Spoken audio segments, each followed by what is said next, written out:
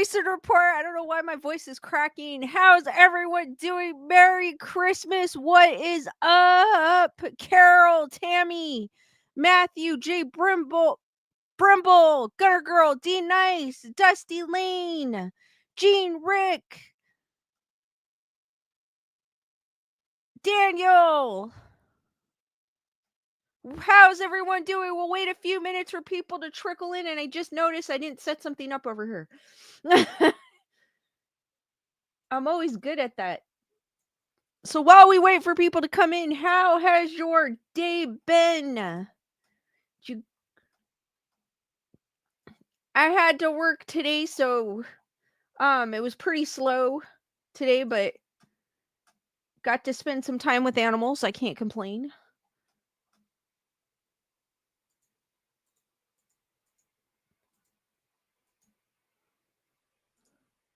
Give me a second, guys.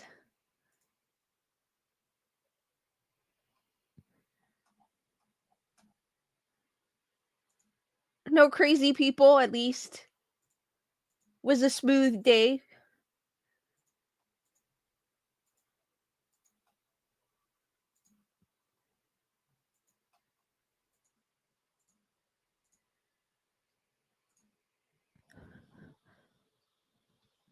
Wendy, what is up? Rooster, how's it going? Nerd Report in the house. Lisa Boo, how's it going? Emily Parkinson, how's it going?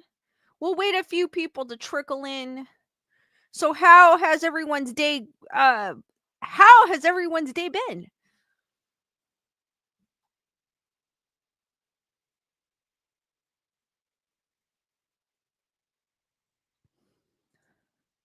Well, we wait a few more minutes.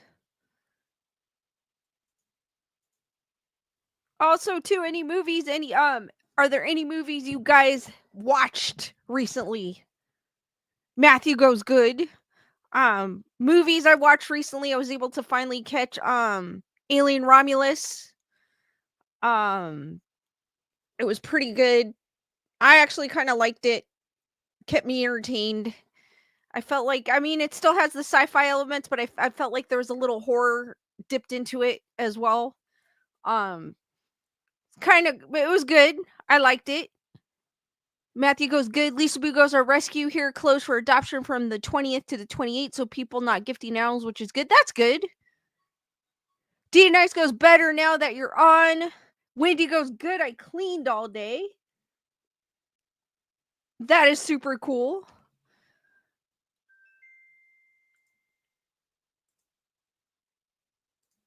Always good to get some cleaning in so you can relax.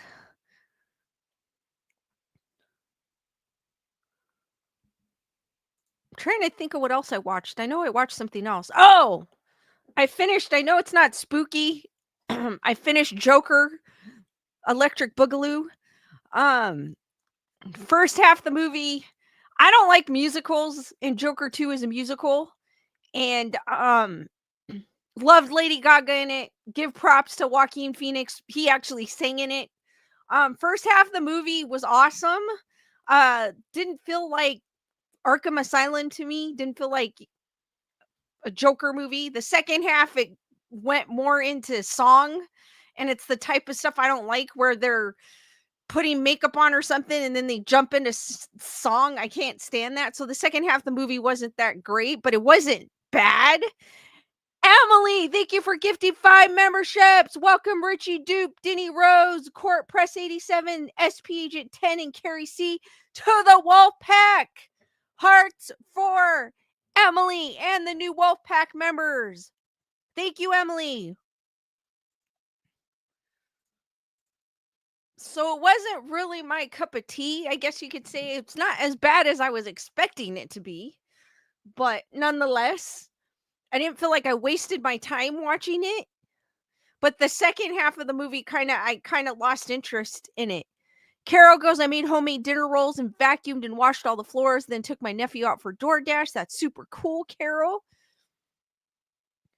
D Nice goes, he sang and walked the line too. Oh, that's cool. I mean, I love that movie too, Walk the Line, but I didn't realize, yeah, duh, he's singing that too. I forgot about that movie.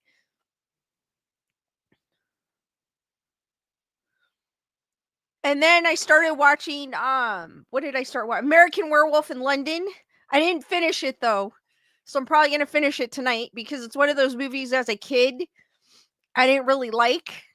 And now I'm kinda I mean, it's not that I mean, it's an 80s horror film. It's the kind I like where there's not too much CGI, more practical effects.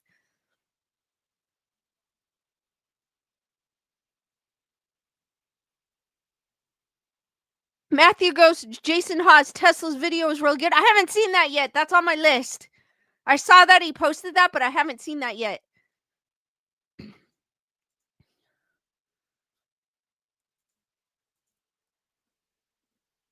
Dusty goes, I went to town for groceries and packages at the PO and saw the grandkids as I dropped off their gifts. Oh, that's super cool, Dusty. Carol, yes, I did because I didn't have time to hide them. So, Skeleduck today is in the easiest possible location you could possibly find him. Just remind me at the end of the stream and I reveal his location. I did not have time to hide him. So I do apologize this time. So I just kind of put him out in the open. So he's there out in the open. He wanted to say hello and Merry Christmas to everyone.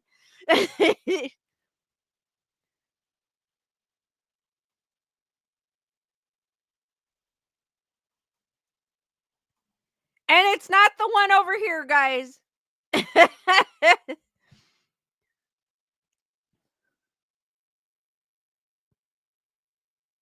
Lisa Boo goes, Skelly's out partying. Daniel goes, skeletons do come out of the closet. Yes, they do.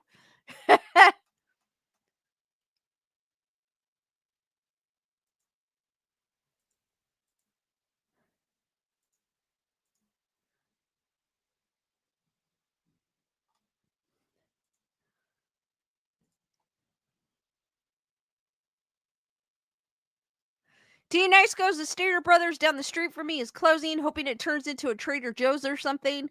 I know they in this city they wanted a Trader Joe's, but I think there's too many Trader Joe's in this area. That's why they decided not to put it in this area, and instead they put in a Sprouts. And a lot of people still want a Trader Joe's. So hopefully, D Nice, you get your wish, and they do make a Trader Joe's.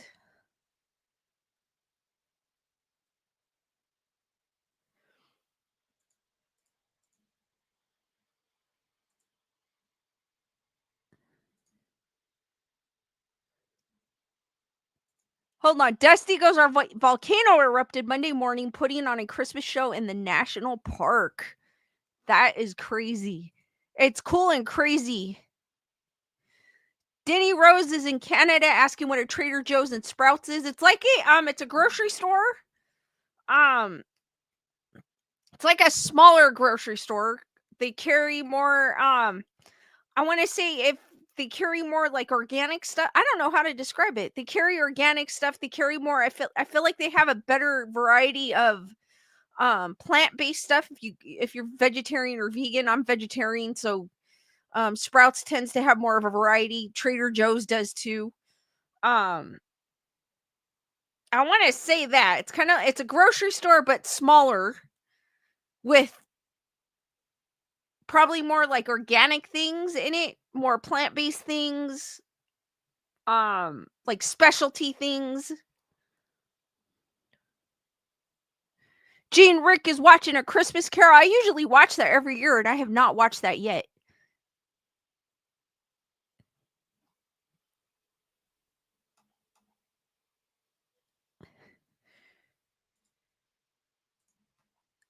So 10, if you guys are looking for something spooky to watch, here are 10 fun holiday horror movies to stream this week. If you're like me, I like, oh, Nosferatu's coming out. If you're like, think Nosferatu, it's probably out already in theaters because it's supposed to be released tomorrow. So I'm assuming you probably could see it tonight. That looks like I saw the trailer for Nosferatu and it looks amazing. I'm kind of anticipating that. It is on my list. So Christmas is arriving this week, tomorrow, which means that the final call, well, actually, in some places, it's almost Christmas. The final call for holiday preparations is at hand. It's now time to cram in every last bit of holiday horror our eyeballs can handle. The good news is that there's no shortage of Christmas horror available.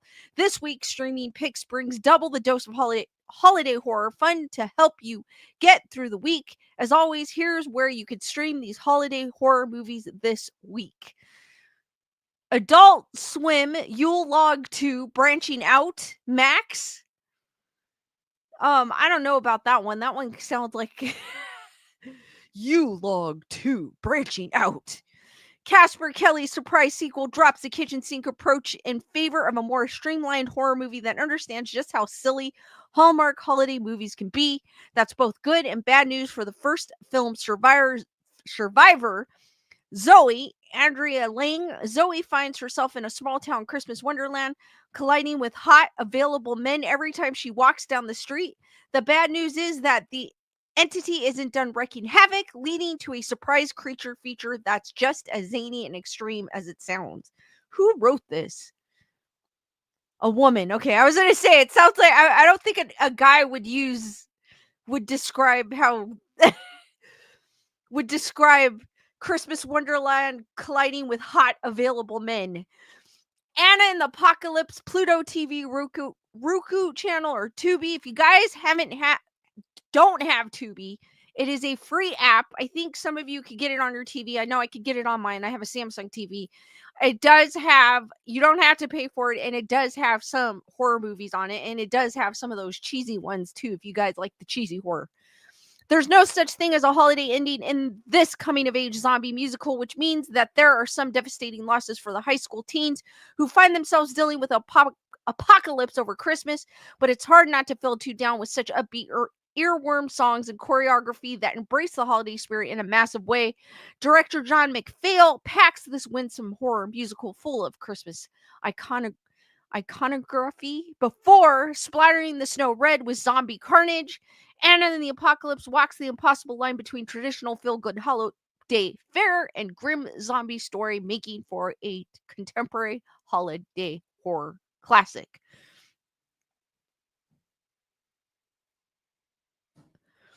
Another Wolf Cop. These movies are crazy. I wonder where the person found these movies. Lowell Dean's follow-up to the raucous horror comedy Wolf Cop is bigger, better, sillier, and more monster-filled. I don't even think I've heard of Wolf Cop. Have any of you heard of Wolf Cop? It is also happens to be set over Christmas. The sequel's central plot dips a bit into sci-fi territory as Lou, his partner Tina, and a few unexpected allies team up to solve a new evil plot involving a brewery. Dean's love letter to Canada and B-movie fun delivers no shortage of wacky werewolf moments, including a certain alcoholic werewolf cop getting inappropriately festive for the holiday. There's also the matter of Willie, played by Jonathan Cherry, who has a pesky new alien problem to deal with. I don't know if I want to watch some of these movies. The Day of the Beast. A Catholic priest teams up with a metalhead and a television occult specialist on Christmas Eve to stop the Antichrist's birth, an apocalypse triggering event. What does that entail? Racking up as many sins as possible.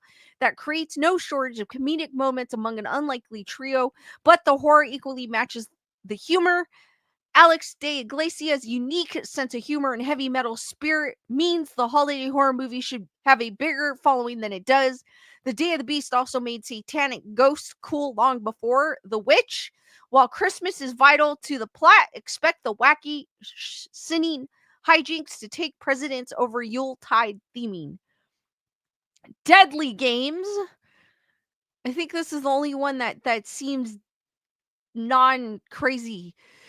Also known as 36.15 Code Pere Noel and Dial Code Santa Claus.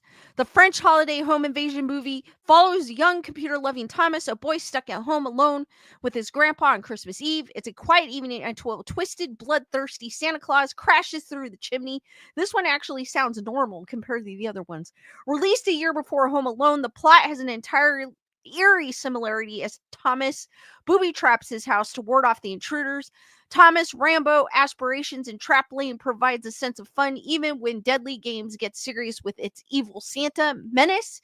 It's a fun holiday horror that's unafraid to put its young protagonist and his loved ones in peril.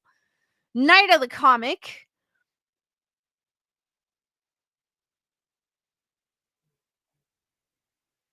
Denny Rose goes, there is also the app Screen Box app. I have 6 different ones that came with my Fire TV. Dusty goes, I love Tubi. They have every genre. Lisa Boo go, I saw the trailer for Violent Night, Who's Playing Santa, and looked good. I haven't seen that one, actually, Lisa Boo. The cult horror classic gives a very California spin on the horror holidays. A passing comet turns most of humanity into zombies. Okay. Leaving very few survivors left. That includes teen sisters Reggie and Sam, who take on zombies, mad scientists, and rogue scavengers in style. It's not your typical zombie movie, nor does it encapsulate the usual vision of Christmas, but Reggie and Sam embraces the holiday shopping, and a supporting character dons a Santa suit to keep up the merriment at the end of the world. It's a rare zombie apocalypse that brings a level of charm and fun worthy of its Central Valley girls.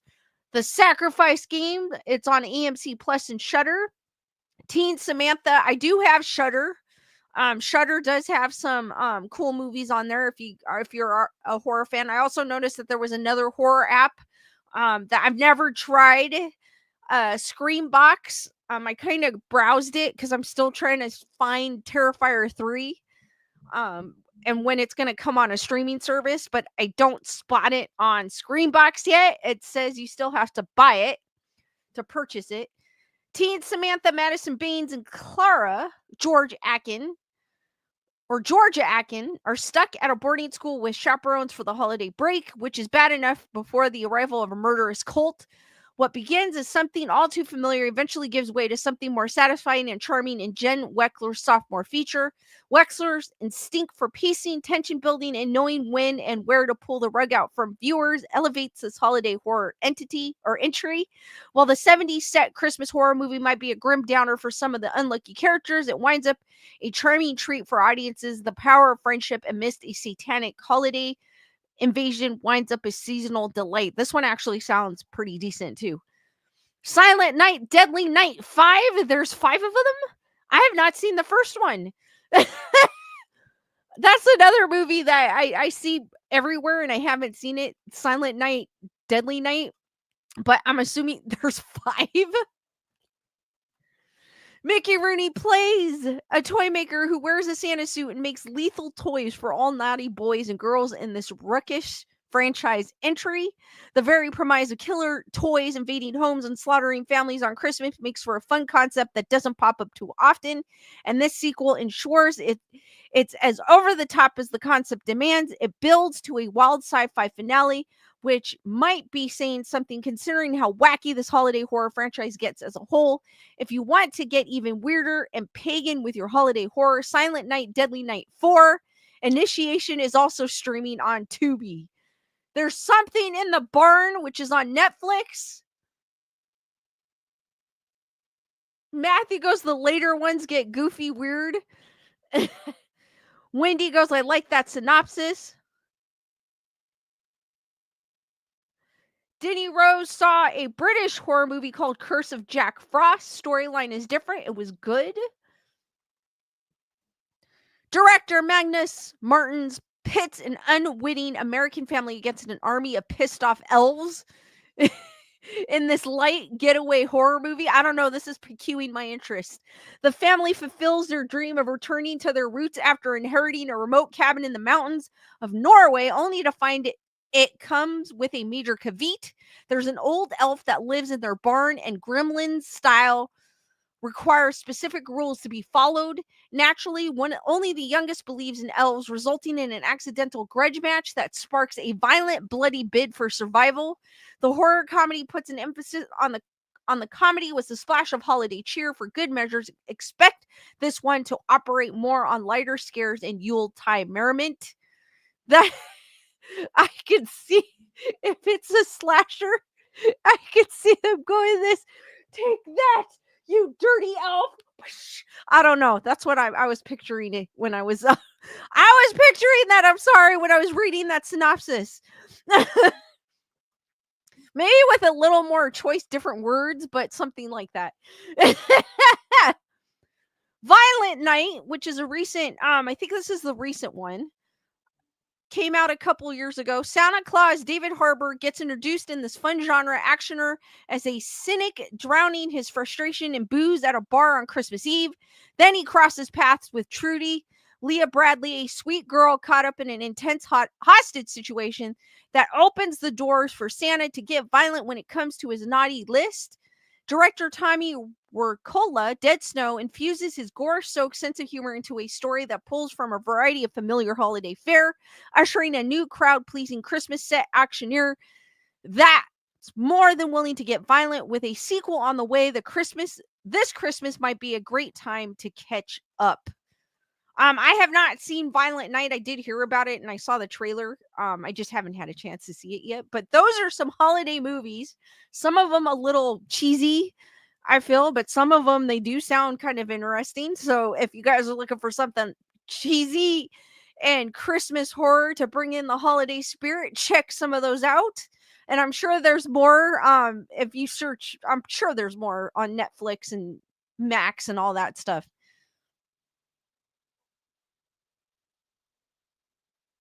Matthew goes, I saw it last year. Awesome to me. Denny Rose goes, it's with David Harbour. Love the actor. He's really good. Denny goes, but the cheesy ones are good too. I mean, not to say it because I like cheesy horror too. But some of them, I'm saying some of them have a good idea. The execution's just bad. But I'm usually open to watching. Denny Rose also added, there's also Jack Frost, which is a horror comedy, which cracked me up.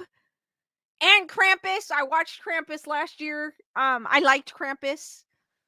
It's pretty good.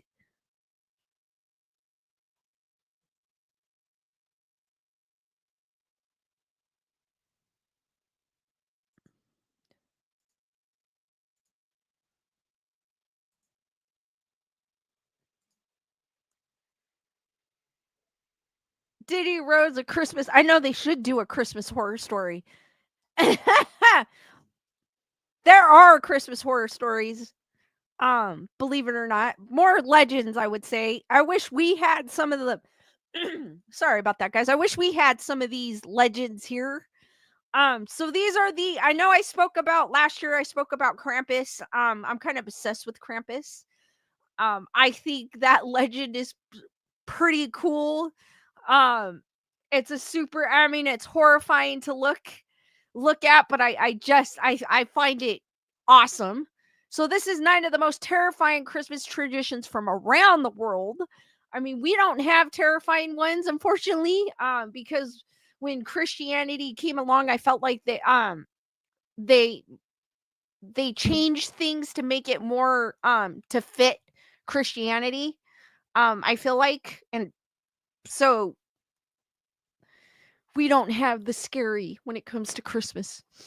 9 of the from a child eating scarecrow to Krampus himself, these eerie Christmas folktales from around the world are bound to ensure you have at least one nightmare before Christmas. The Christmas season is meant to be a time when people can come together to exchange gifts, be merry, and partake in a number of traditions from the tree to Santa himself. But the modern Christmas celebration in America are adaptations of more traditional folklore from pre-Christian cultures. And some of these beliefs are much, much darker than the joyous traditions of today. Nowadays, misbehaving children worry that they'll wind up with a lump of coal in their stockings above the fireplace, which is perhaps less terrifying than the Austro-German folktale of Frau Perchta, the malevolent old lady who was said to disembowel foolish children. Explore 8 terrifying Christmas legends as told in folklore from around the world. Mari Lod, the grey mare of Welsh folklore. In South Wales, old folktales speak of a creature known as the Mari Lod. I'm probably pronouncing this incorrectly. I do apologize in advance if I'm butchering it. A shrouded being with the skeletal face of a horse and glowing eyes. The Mari Lloyd, maybe, is said to have a propensity for rhyme schemes and venture door to door during winter celebrations, inviting revealers to outwit it in a contest and rewarding them with food and drink if they win. Those who lose, however, must allow the Mari Lod to enter their homes and in turn supply it with food and drink. That doesn't seem too bad. According to Hyperallergenic, the modern tradition sees a trope of revealers led by someone dressed as the Mari Lod, traveling house to house and challenging their neighbors to games of call and response, rhyming known as a punko. Much like the folkloric contest, rewards for the winners typically involve food and beverage. The Mari Lod celebration occurs sometime between Christmas and New Year's Eve, though there is no way of knowing which of those days it will appear at your door. As for how this strange, terrifying tradition came to be, the origins are up for debate. Atlas Obscura noted that the traditions of the Mari Lod to originate from pre-Christian pagan cultures, but over the years it has been adapted. Oh my God, Lisa, I can't read. To support Christian interpretations as well. In fact, though the Mari Lod is specific to Welsh culture, it shares many commonalities with other white horse characters in the ancient cultures of Europe, particularly the Celtic goddess Rhiannon. In translation, Mari Lod is often taken to mean gray mare, though it is difficult to ascertain why the symbols may have been important to ancient cultures, as other religious scholars have interpreted the name to mean Holy Mary, a reference to Christian lore. Supposedly, they say the Mari Lod was a pregnant horse cast out of the stables when Mary gave birth to Jesus, who travels in search of a place to birth her foal. The legend's true origins may be unknown, but the modern interpretation of the festivities has existed sporadically since at least the 1800s. It was even commemorated by Welsh poet Vernon Watkins in his 1941 poem, The Ballad of the Mari Lod, which begins, Mari Lod, horse of frost, star horse, the white horse of the sea, is carried to us. The dead return. Those exile carry her, they who seem holy and have put on corruption. They who seem corrupt and have put on holiness. They strain against the door. They strain toward the fire which fosters and warms the living. In any case, the vision of the spectral skeletal horse prowling the streets on a cold winter's night is enough to send shivers up the spine. I mean, here's a picture of kind of like a traditional Mari Lod costume worn during the winter festivities. I mean, if I saw that in my front door, yeah, that would be terrifying. But reading the story, it kind of isn't terrifying. I find it kind of cool.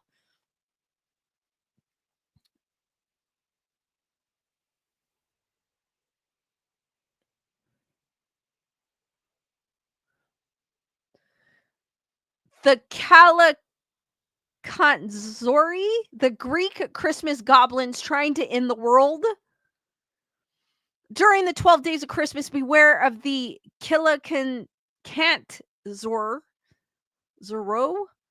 I am butchering this. I do apologize. May emerge from their homes at the center of the earth to wreak havoc and cause mischief after the sun sets. These foul, ugly beings will break into your home, urinate on your plants, cause your food to spoil, smash furniture, and generally be a proper nuisance if you aren't careful. No, I don't want them in my house.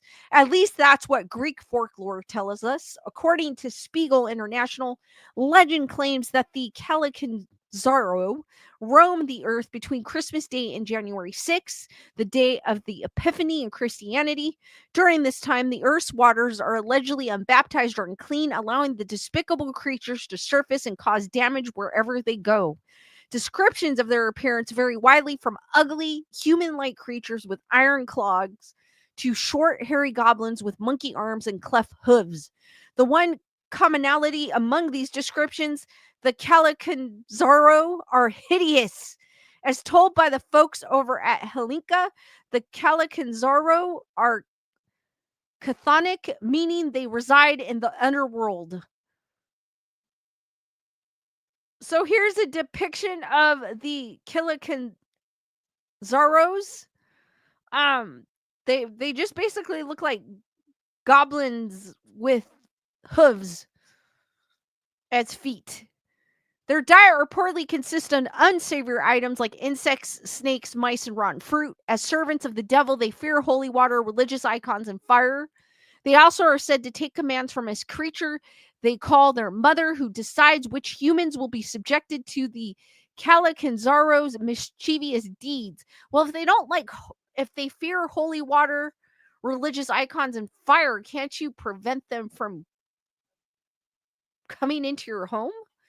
Some Greek families have even hung the lower jaw of a pig behind the front door or inside their chimney to keep the Calicazoro at bay, while others swear that hanging a tangled strand of flax will cause the dim-witted creatures to pause and count each thread until sunrise instead of attacking.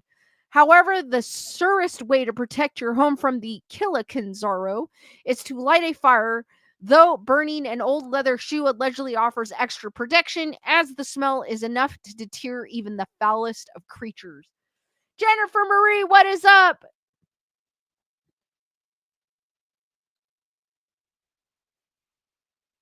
Dusty Ghost, they pee on your plants. Not cool. That's what I was thinking too. I was like, nope. Scrooge. I mean, it's not a horror movie, but it does have ghost in it. So I mean, it's not scary in the sense of horror, but it does involve like the ghost of Christmas past. It's a great story though. Great movie. I grew up watching that. Nightmare Before Christmas is an amazing movie as well. Probably one of the few animated movies I like, cuz I'm not a huge fan of animated movies. When I was a kid I did, obviously, but there's as an adult there's very few that I like. That's one. I do like that one.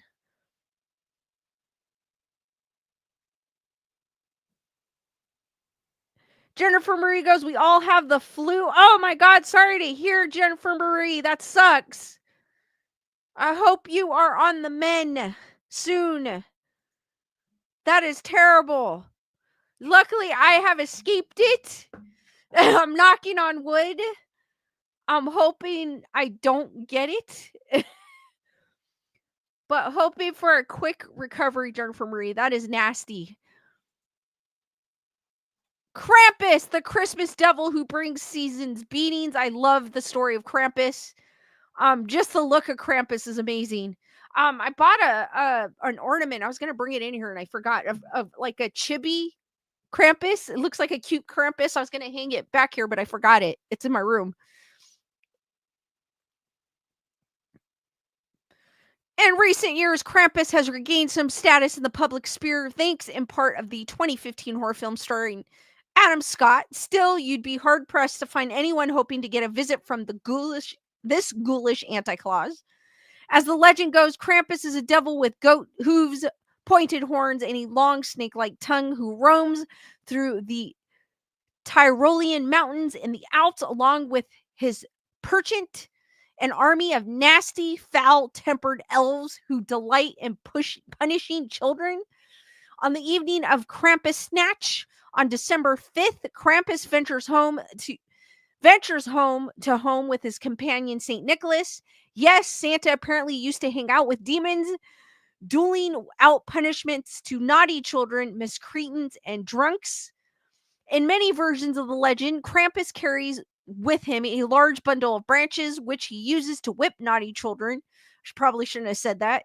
YouTube, you didn't hear me. Presumably so that they might behave better in the next year. In some stories, though, Krampus, he cays the misbehaving children and they are never seen again because YouTube likes to be pesky. There's some words you cannot say in YouTube land. And sometimes I'm like afraid to say things, even though I'm telling a story about something. They'll still like kind of flag you sometimes. Naturally, the threat of a visit from Krampus was offered up by parents who wanted to keep their kids in line.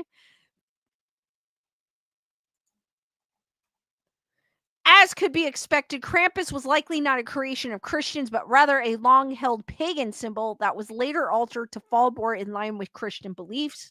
Perhaps the most convincing piece of evidence for this is the Krampus parade itself, which traditionally saw people parading through the streets in the guise of Krampus and the Perchton as a way to scare off evil Christmas spirits. There are videos. I'm not sure if it is Krampus, the parade, but there are videos floating around on social media that shows, and it looks amazing. I would love to see one of those in person. I know it's supposed to be like a scary thing, but to me, it's not scary. I think I'm like, I have like, if I saw that, I have a smile from ear to ear because it looks so cool. Even his name comes from the German word Krampen, meaning claw, and his appearance bears a striking resemblance to descriptions of the son of the Norse goddess of the underworld, Yule. When Christianity swept through the Alps, many pagan tales were reconstructed to suit Christian ideas, and it's possible that the legend of Krampus was among them. Because we don't have anything besides the coal. If you misbehave, there'll be coal in your stocking. It's probably the only one I've ever heard of. So we don't have anything of this major monster. If you misbehave, he'll. Jennifer Murray goes, my kids have all been sick since last week, but I just got hit yesterday. I almost escaped it. Sorry to hear, Jennifer Murray. That sucks. Dusty goes, my Hispanic neighbors are blasting Spanish Christmas songs. Hans trapped the Christmas scarecrow that terrorized parts of France. In the 1400s, they lived a wealthy and powerful man named Hans Trapp, who was well known and feared in the French regions of Alsace and Lorraine. More than anything else, Trapp desired power, and so the tale goes he made a deal with the devil to get it. News of Trapp's Faustinian bargain spread quickly, however, and drew the attention of the Pope, who then excommunicated Trapp, confiscating his wealth and land and banishing him from Alsace. Trapp made his new home in the Bavarian mountains of Germany, festering his evil desires and eventually acquiring a longing for the taste of human flesh. What? To satisfy this hunger, he crafted a disguise out of straw, not a straw, and waited by the roadside. To buyers, he looked like nothing more than a scarecrow. One day, a young boy passed by the seemingly innocuous scarecrow, which suddenly sprang to life and grabbed him. Trapp, in his disguise, then the boy in the stomach with a sharpened stick and dragged the lifeless body back to his mountain lair. There he sliced. Oh, this is getting a little.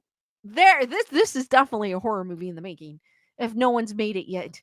There, he sliced the boy's body into pieces and roasted it over a fire.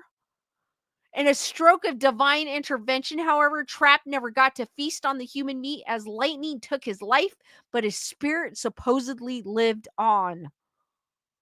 Mythic though this tale is, the legend of Hans Trapp actually originated with a real man, a knight named Hans von Trotha, who lived from 1450 to 1503.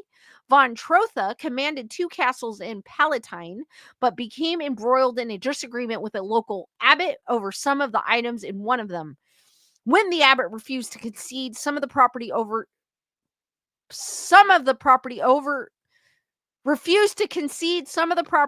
to von Trotha, the knight constructed a dam that cut off the water supplies to Weisenberg nearby. The dam was eventually destroyed, and much like in the story of Hans Trapp, The Pope himself intervened and excommunicated von Trotha. Von Trotha, however, continued to live a wealthy life in the French royal court, unlike his folk tale counterpart. He also, as far as history can tell, did not eat the flesh of children. I do not want to come across anyone that does that. Definitely these stories were to scare children into not misbehaving. For sure. And I notice a lot of outside the United States, because we don't have anything like this besides the coal that I know of. Yeah, some of these are disturbing. Chris, what is up?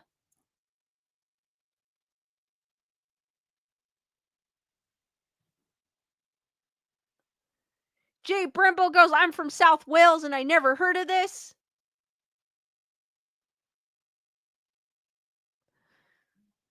Pare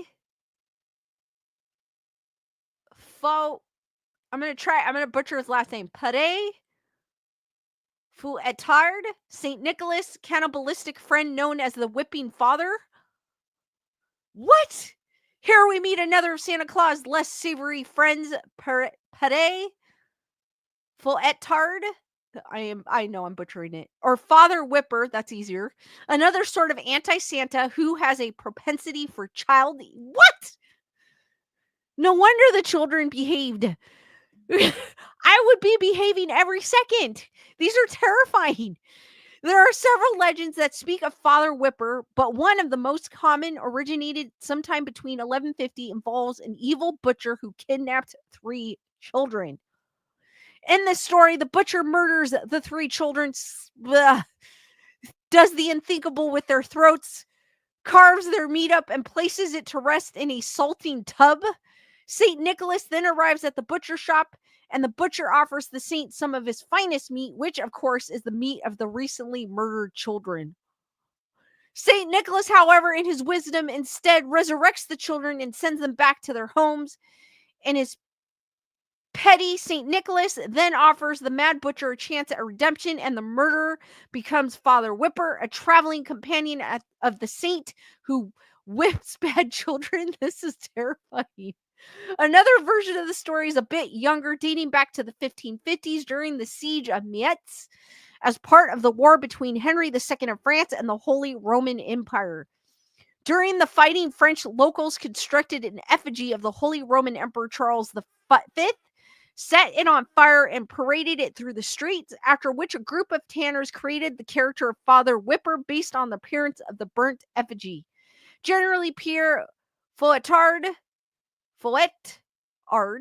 is depicted as a disheveled old man in black robes with long dark hair holding a marionette, which he is prepared to use on any misbehaving children he and his good friend Santa Claus may come across. Just imagine, just imagine for a second that Christianity didn't change some of these pagan traditions. Just imagine, instead of going to the mall, you know how when you went to the mall as a kid and you took a picture with Santa? Imagine going to the mall and taking a picture with Krampus or the whipping man or the crow, the scarecrow. Just imagine. I mean, I would have been elated with the Krampus, but that would be crazy. Super crazy. Lisa Boo goes, I grew up with gruesome fairy tales and don't know how I slept. Jay Brimble goes, it's nearly 5 a.m. here Christmas Day. Jay Brimble, you are a trooper. Denny Rose, oh, that sounds creepy. It definitely does. I think it would be cool. Taking a picture with Krampus. Instead of we wouldn't have the colors of red and white on our hats. It'd be completely different. That would be crazy.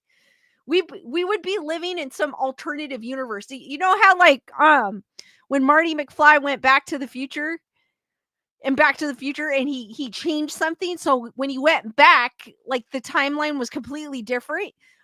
That is probably what would happen if we stopped Christianity from and we held on to the pagan beliefs.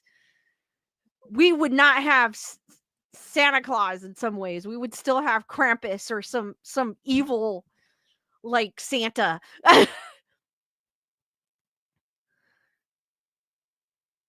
Lisa Boo would be cool. We wouldn't know any different. True, true. Daniel Miles, that would be just as good as getting a picture with Ozzy Osbourne. True, very true, very true. But either way, I would have been. I think I would. The Kramp. I don't think we would realize how cool Krampus was because it would have been just like something that's what we celebrated. It's like Santa. It's just something we celebrate. So, I mean, I don't think we would think of it like I'm thinking of it now, and I'm like, oh my god, that would be so cool. But like if that was the case and we were living it, it wouldn't be any different. It would be just like a tradition.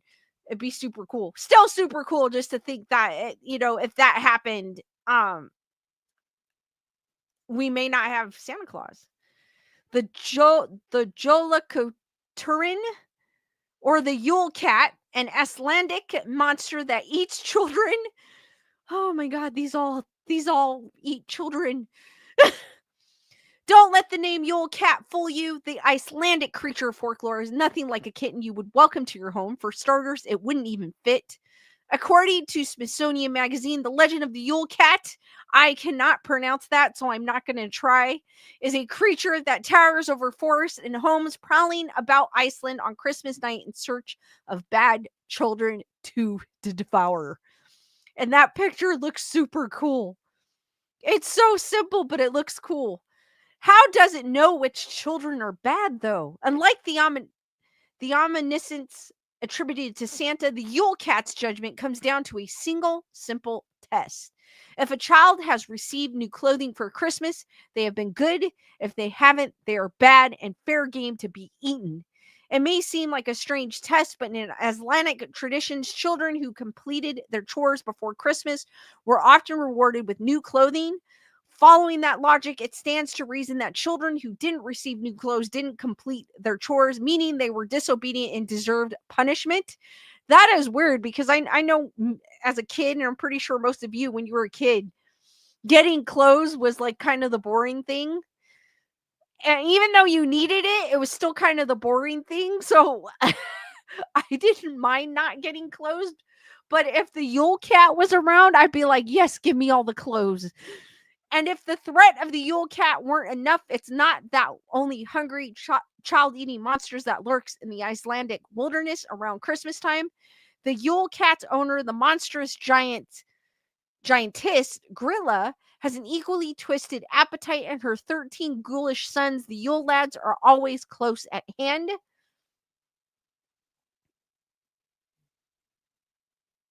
Denny Rose goes, I'm safe. I got new clothes and toys at Christmas. I always loved getting clothes, and I still do. Lisa Boo goes, I loved getting clothes. I mean, it depends. It depends on like what I got. Cause sometimes when I got clothes for Christmas, it wasn't like my style. So I didn't like it. If it was something my style, then I was like all for it. But still, I was never like super excited when it came to clothing. Gorilla and the Yule lads, the child-eating giants of Iceland. I think I talked about her before. Another child-eating legend or folklore. Another Icelandic legend holds on the far north of the island resides a witch named Grilla, owner of the Yule Cat and mother to 13 giants of Icelandic folklore. In some stories, Grilla is a troll, an ogre, or a giantess, but if there is any consistency to her portrayal, it is that she is most certainly always evil. Legend maintains that throughout the year, Grilla listens to the whisper of children on the wind, collecting information about the children who misbehave. When winter comes, Grilla leaves her cave and sets out to find her victims. Her appetite is insatiable, and as she gathers up the bad children and stuffs them into a large sack, back at her lair, she dumps the children into a large pot and boils them into a stew, which fills her up long enough to last until the next winter. I mean, we did have Hansel and Gretel, which this kind of reminds me of all of these eating of children. It reminds me of Hansel and Gretel.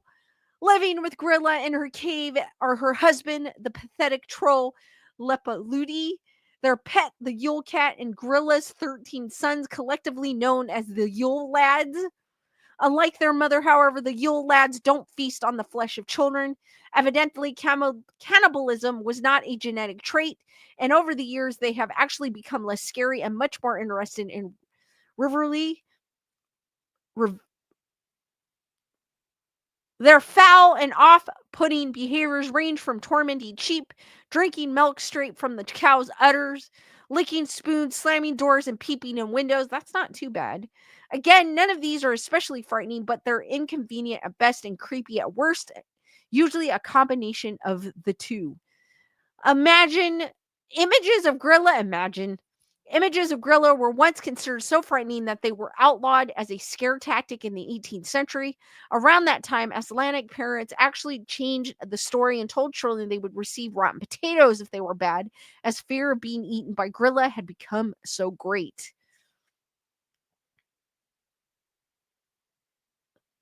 Wendy Corn loved getting clothes too, as well. The Bell's Nickel, the crouchy fur-clad Christmas figure from the crouchety? I said crouchy. The crouchety fur-clad Christmas figure from Germany. Most likely, if you heard of Bell's Nickel before, it's because of an episode of The Office in which Dwight shows up to work dressed as Bell's Nickel, cracking a whip in his co-workers' faces. I never watched The Office, but perhaps surprisingly, Bell's Nickel is not an obscure creation of the show. It's a common folk legend among Dutch populations, originally hailing from Germany and brought over to America by immigrants, making it common among the Pennsylvania Dutch in particular, according to Penn Live. Think of Bell's Nickel as a sort of cross between Saint Nick and Krampus. In fact, the name Bell's Nickel comes from the German word bells, which translate to fur, and nickel, referring to Saint Nicholas. Bell's Nichols covers his face with coal and wears animal furs with large deer horns, and he visits children in late December to ask them if they have been bad or good. Of course, the question is just a formality for, like Santa, Bell's Nichols already knows. Unlike other companions of St. Nicholas, Bell's Nichols travels alone. The first sign that Bell's Nichols is near is a tapping on the window caused by the switches he carries as he sneaks through the dark. If you didn't hear the tapping, however, fear not. The second sign is far more difficult to miss. Suddenly, the front door will burst open and Bell's Nickel will stand before you in his tattered clothing, speaking in a gravely voice as he moves about the room in spastic manner. And as Bell's Nichols asks the children if they have been naughty or nice, the loud thwack of his bundle of switches serves as a reminder of what will happen to children who have been naughty. In his other hand, he holds small treats for good children, usually small cakes, candies, and nuts. But a visit from Bell's Nichols not the end of the Yuletide season. In fact, it is usually just the beginning. Though he may appear to punish bad children like Krampus, Bell's Nickel actually serves as a reminder that those children still have a few days left to turn their act around before St. Nicholas and Krampus visits their home. In other words, if a child is still misbehaving by the time Krampus arrives, they have been adequately warned.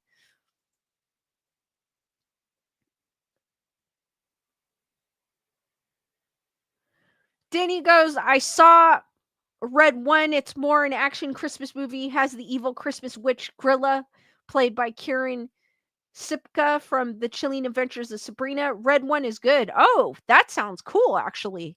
I don't think I've heard of that one. The Fra Perchta, the belly slitting half demon Christmas witch from Germany, I'm assuming, because Fra kind of means like Fraulein. Fra Perchta is another terrifying Christmas legend from the Alpine regions of Europe. A pagan goddess who creeps through the snow-covered forests of Austria and Germany during the 12 days of Christmas. Though she is malevolent, Perchta's goal is a simple one: to ensure the locals are upholding their customs and to kill those who aren't.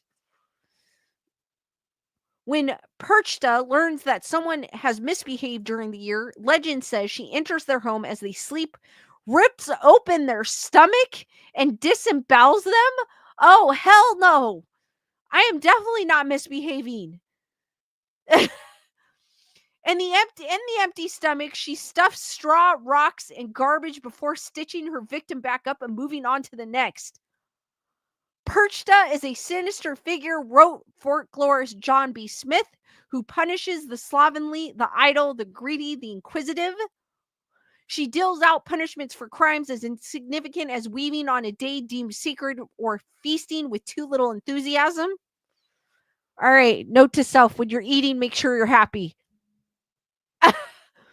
In one story, Perchta attends a wedding to which she had not been inviting, cursing the bridegroom and all in attendance to live the rest of their days as wolves. That actually wouldn't be bad. I like wolves. In another, she curses a young farmhand who has spied on her to become blind. However, another folklore scholar and named Rebecca Barrier expressed to Vice that Perchta also has a unique duality about her. She is one of the many dual-faced goddesses, both fair and ugly, dark and light, Barrier says. Fra Perchta's name, it turns out, means bright one, referring to versions of the legend that referred to Perchta as Grandmother Winter, a youthful and white as snow goddess who brings the snowfall each winter. Today, the legend of Fra Perchta lives on in the Perchtenlof, which Bayer called a masked procession full of noise-making fireworks and people, generally men dressed as terrible beasts with large horns. These Perchant, or followers of Perchta, serve to frighten away the cold, evil spirits of winter by out-uglying them. All right. Many of these Christmas legends have their roots in paganism, but so does Christmas itself.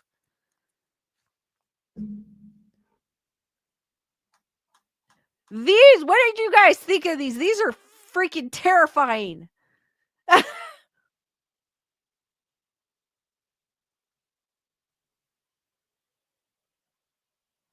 Lisa Bugos reminds me of Coraline sewing up by. Oh, I like that one. I like the look of Coraline because she had button eyes.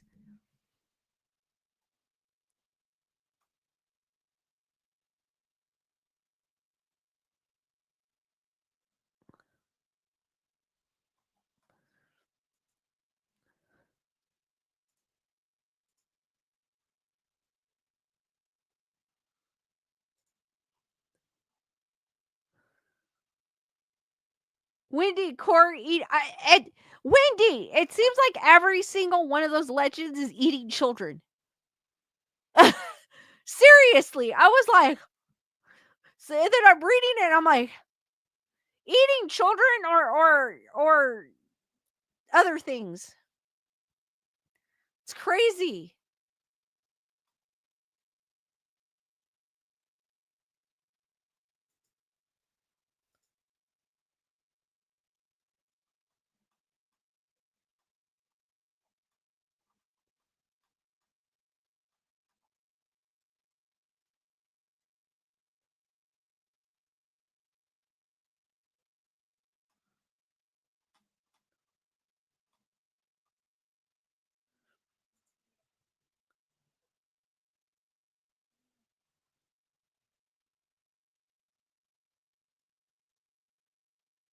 Daniel goes that way. There's no leftovers. They didn't have refrigerators to store a full.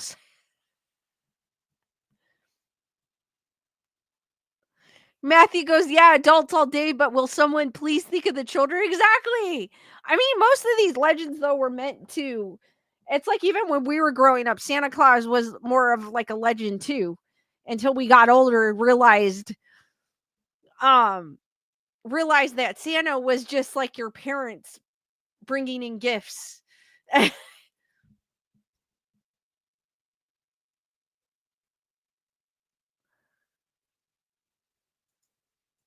But these are like crazy. If I was told Krampus, and if, like I said earlier, if the times were changing and we still paganism was still like there was no Christianity or Catholicism maybe at the time, and the pagan beliefs did carry over, we would have Krampus, we would have the the crazy witch, we would have all these crazy things. But I mean, it would be normal to us. But reading it now, it's like, what the heck?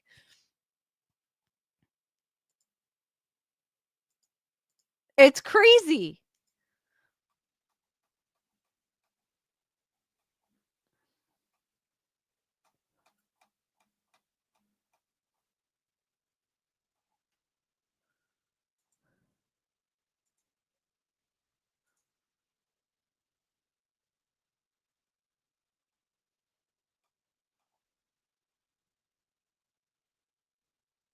Matthew goes, Santa was a real person long ago. Episodes of Expedition Unknown talks about it.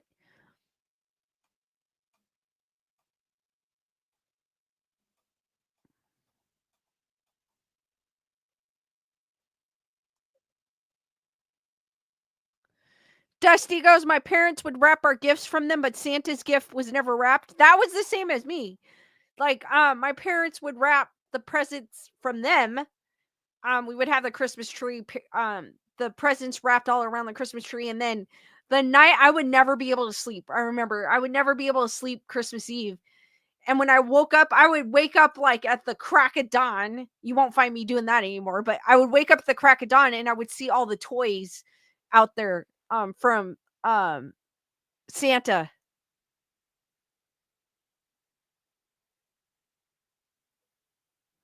Denny goes, mine was wrapped, but the card said from Santa. That's super cool. Jennifer Murray goes, I also don't wrap Santa gifts.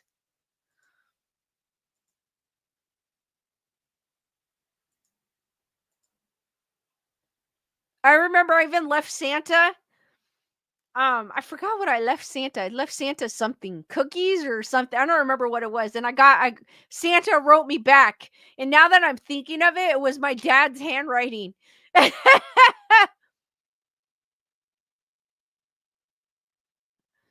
Jennifer Marie goes, in my house, they are unwrapped and fully put together, already working. That's the same thing. Same thing. Some of them were in boxes, but I know some years my dad would take, I'm pretty sure it was my dad. My dad would take them apart and they were already put together.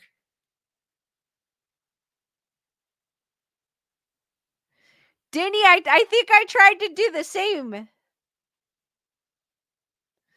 Matthew goes, in one version of the story, St. Nicholas helped a poor father with 3 daughters who planned to send them into prostitution.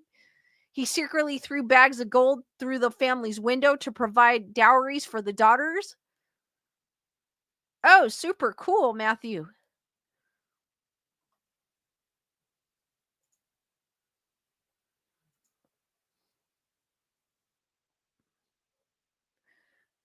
Dusty goes, my grandkids were making cookies for Santa when I visited them today. Oh, that's so cool.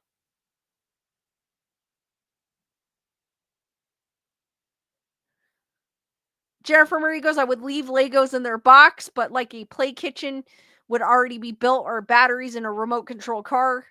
Yeah, that's kind of how when I grew up, that was how it was. Certain things were still in the box, but then there were some things that were left out.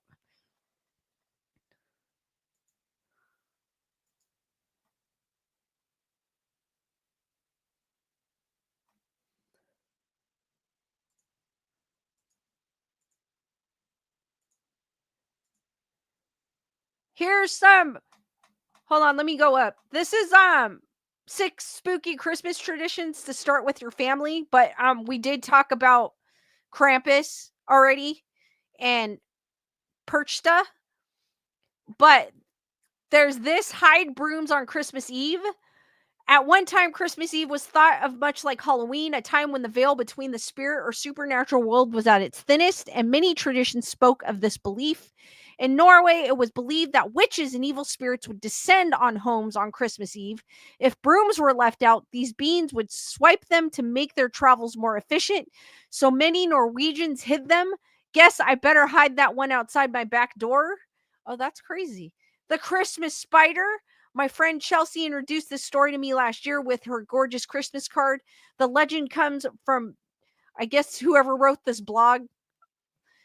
The legend comes from Eastern Europe, namely Ukraine. One summer day, a pine cone found its way into the house of a poor widow with several children. The pine cone took root in the dirt floor and a tree began to grow. The children cared for this tree, excited to have their very own Christmas tree despite their hardships.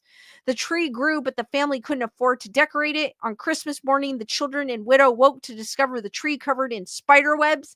And when they opened the windows and the sunlight hit the webs, it instantly turned to silver and gold.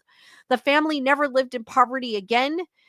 These days, some decorate their trees with spider and spider web ornaments as they are said to bring good luck. I've never heard of that one. That's kind of cool. The Yule cat we spoke about already.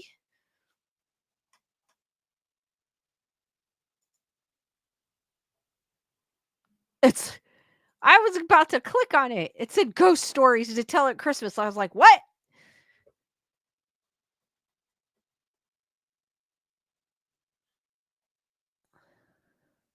Daniel goes, my mom rented a Santa to come to the house. She had my brother answer the door. He opened the door and pushed poor Santa down the stairs. He left in an ambulance. I never got to see Santa. What? What? Daniel, that's crazy.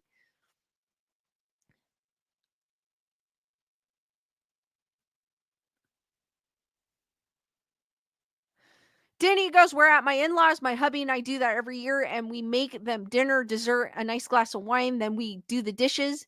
Then we help my mom-in-law to set up for Christmas brunch. That is cool. That sounds like an amazing day.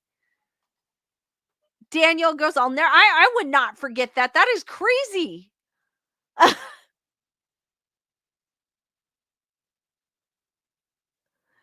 Dusty goes, when I went to the post office today, one of the window clerks was in full Grinch costume. That is cool.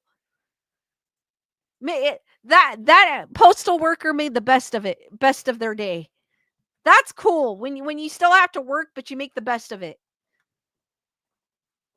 I wore my Santa cat hat today to work. You guys can't see it though, but it's my Santa cat hat. So I was kind of festive today. Oh,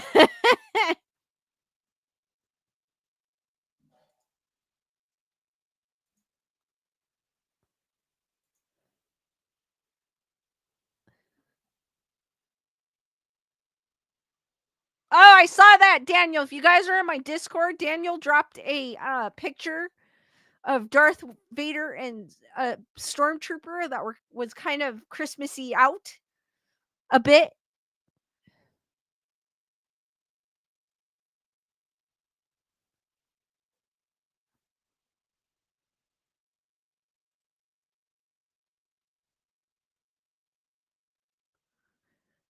Wendy goes, I love all these stories. That's from chat, heartwarming. Denny goes, it's something great to see the kiddos excited to see Santa. I lost that at a young age because one of my cousins, he told me Santa did not exist. I got mad at him and told him not. That, crazy as it is, I held on to the belief of Santa until I was in high school. Believe it or not. Because there's a magic to it. You know what I mean? Like, we don't, as adults, we don't have that magic anymore, like when we were a kid. Carol goes, we have a crystal spider on our tree along with a glass pickle and a spike large nail near the trunk of the tree. Danny goes, not to tell my cousin or I would smack him. I protected my younger cousin from him telling them. If he said something, I'd say he's lying. That kind of sucks when somebody does that to you. It does. I would never do that to anyone personally because that kind of sucks because that just ruins like the magic of Christmas. Like I was saying earlier, like as adults, we don't have that magic like we did when we were as kids. There's still some sort of like when December hits or the holiday when you get through summer and finally it's like, oh, the holiday season's here. Like there is still magic. I still feel like the energy shifting and there's still like a sort of magic, but not like when we were kids.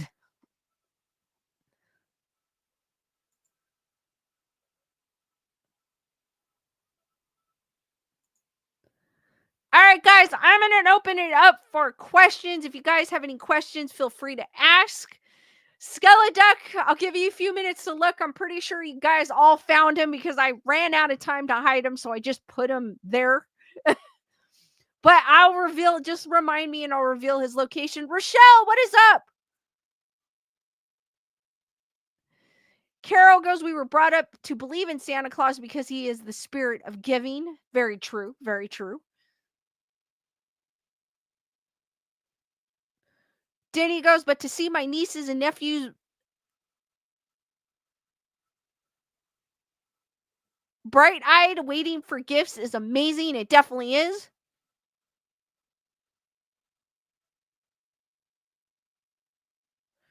Jennifer Marie goes, when my oldest figured it out, he held on to the magic by helping me with all the Santa stuff. It's still magic for him, just in a different way. That is cool. That's cool, actually.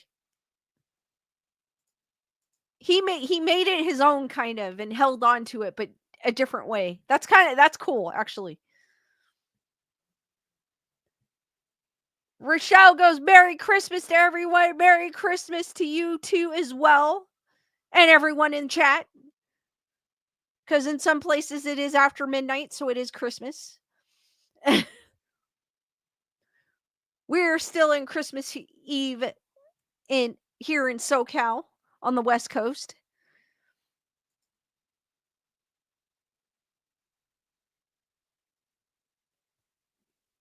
That's super cool too. Dusty goes, as we got older, my siblings and I would add gifts to the stockings.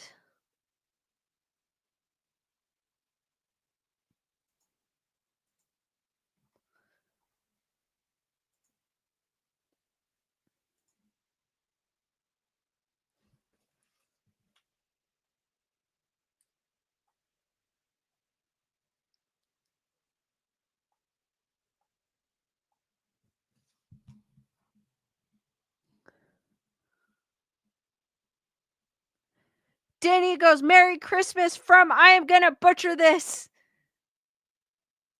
Gatineau, Quebec, Canada, and it's 12:22 a.m. there. I know I butchered. Denny, I am so sorry. I butchered.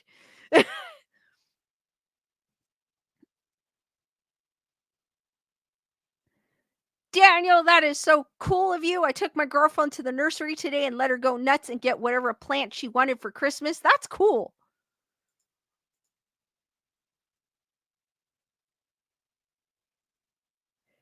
Daniel goes, today was also the last day that they're open for the season. So you had to get there quick.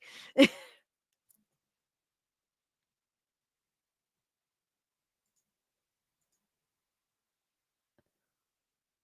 right, guys, if you guys were wondering,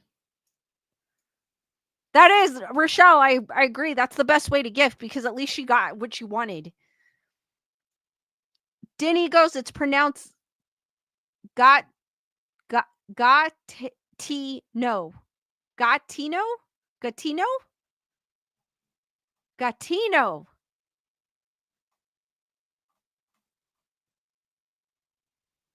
Or Gatino. Gatino.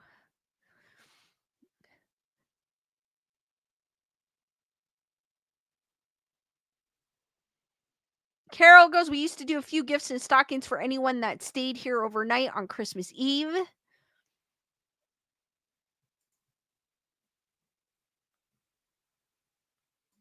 Thank you, Denny, because I don't like butchering things, and I butcher things sometimes, and I sit there and try to pronounce it correctly, and I think when I do that, I butcher it more, so I stop.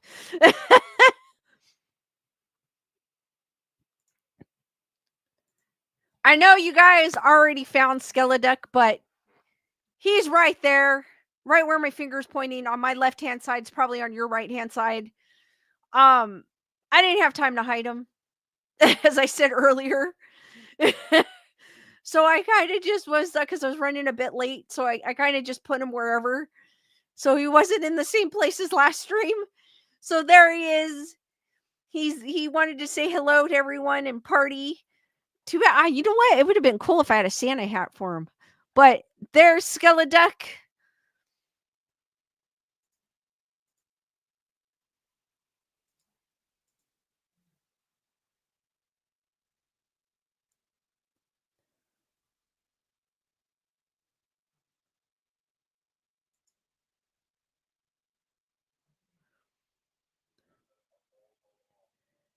Diddy goes dollar store. Jennifer Marie goes, I'm so sick I didn't even see him.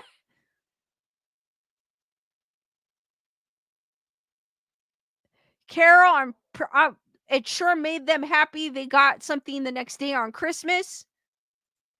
Rochelle, thank you for that super sticker of the cute corgi. Hearts for Rochelle, guys. Thank you, Rochelle. That was amazing. Because I like that cute corgi.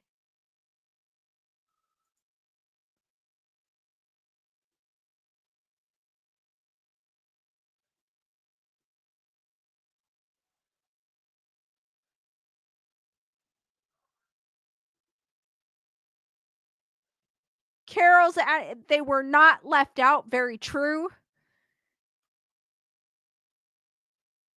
Because it does, even with me, if I receive something, even if it's a box of chocolates, it makes my day. It's the thought that counts.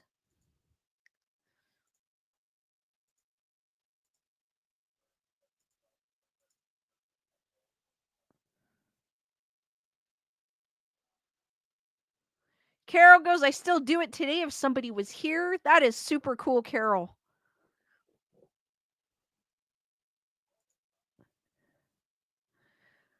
All right, guys, any last minute questions before I end this stream?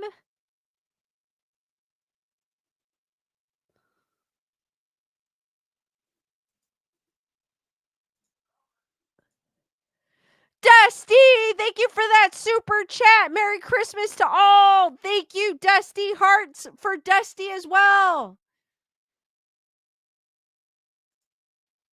Thank you, Dusty. That was awesome of you as well. Hearts for Dusty.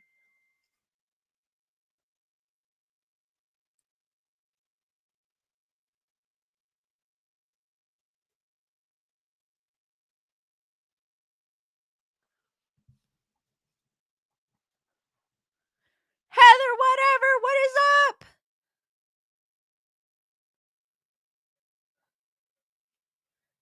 Also, too, I forgot earlier. I want to give a shout out to Heather Salvatore for her PayPal earlier. I know she's not in the chat, but she sent it to me. Oh, it actually says yesterday, and I didn't see it till today. So hearts for Heather Salvatore as well. It's weird because it popped up on my email today, but it says yesterday. That makes any sense. Heather, whatever. Thank you for that super chat as well. Merry Christmas. Hearts for Heather, whatever. Carol, thank you for being a month. Thank you for being a member of the Wolfpack for 12 months. Merry Christmas to everyone. Enjoy your day. Hearts for Carol as well.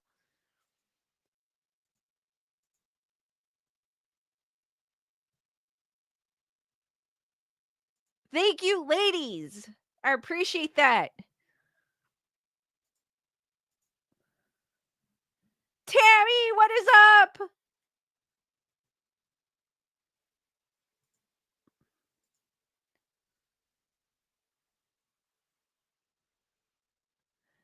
All right, guys, any last minute questions before I end this stream?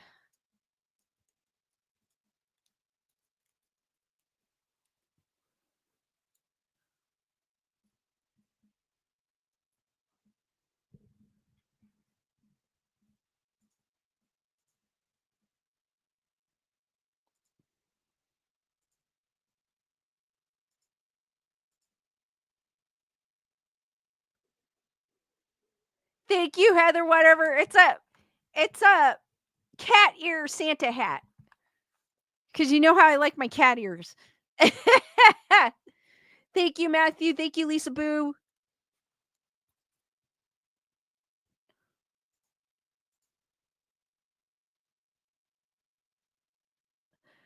All right, guys. Daniel goes, watch Red One. I will definitely put that on my list. Daniel. All right, guys. I'm going to end my stream here. I want to wish everyone a Merry Christmas and stay safe and warm, as Heather whatever saying. And I will catch you on the next one, which will be Thursday at 8 p.m. Pacific Standard Time, 11 p.m. Eastern Standard Time. Be there, be squared, stay spooky, sweet nightmares. Keep it spooky all year long, guys. And I will see you on the next one. Merry Christmas. Happy holidays. I hope you guys have a great day today or tomorrow. Or actually, technically, it's today in some cases. All right. Good night, guys. See you on the next one.